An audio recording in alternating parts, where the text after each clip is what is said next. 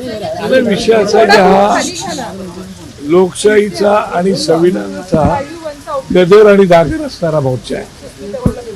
खऱ्या मतदारांच्या सन्मानाचा मोर्चा आहे.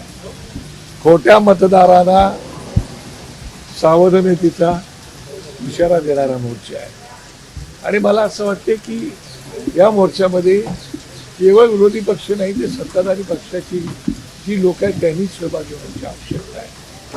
तर त्यांना वाटत नाही का की याद्या निकोप असल्या पाहिजेत, निर्दोष असल्या पाहिजेत, स्वच्छ झाल्या पाहिजेत आणि स्वच्छ वातावरणामध्ये निवडणुका पार पाडल्या पाहिजेत. आणि आमची तीच भूमिका आहे. आमची कुठची भूमिका काय आहे की याद्यांमध्ये असणारा घोळ जो आम्ही निदर्शनास आणून दिलेला आहे तो घोळ क्लिअर करा, स्वच्छ करा, याद्या स्वच्छ करा आणि निवडणूक घ्या. आमची काय त्याला नाकार नाहीच आहे.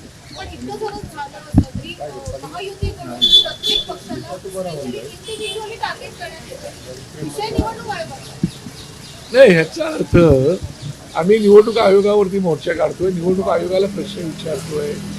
तर सत्ताधारी पक्षाच्या लोकांनी आमच्या सोबत असलं पाहिजे. सत्ता आज असते उद्या नसते.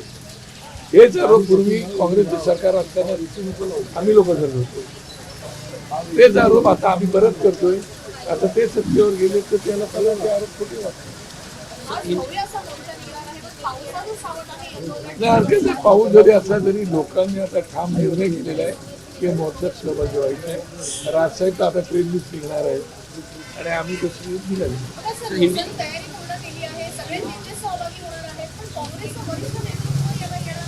मला असं वाटतं की आता नेमकं कोण येणार ते मला तर कल्पना नाही. पण आमच्यासोबत काँग्रेसचे लोक हिंदी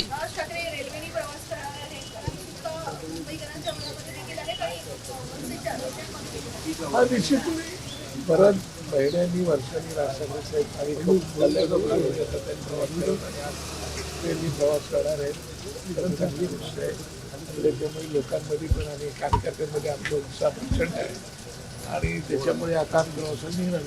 भाजपकडनं मूक आंदोलन केलं जात आहे. याच दरम्यान अमित साटम आणि लोढा हे मी सन्मान्य रवींद्र चव्हाण, सन्मान्य लोढा साहेब, सन्मान्य अमितजी साटम आणि इतर सर्व मंडळींना किंबहुना राज्याच्या मुख्यमंत्र्यांना आणि दोन्ही उपमुख्यमंत्र्यांना का तुम्ही मुक्का मोर्चा करा, आमच्या सोबत येऊन करा. आम्ही मुक्का मोर्चा करू, तुम्ही मुक्का मोर्चा करा, आम्ही तुमचं स्वागत करू. विषय एकच आहे, निकोप निवडणुका व्हाव्या, त्याच्यावर काही विषय. हिंदी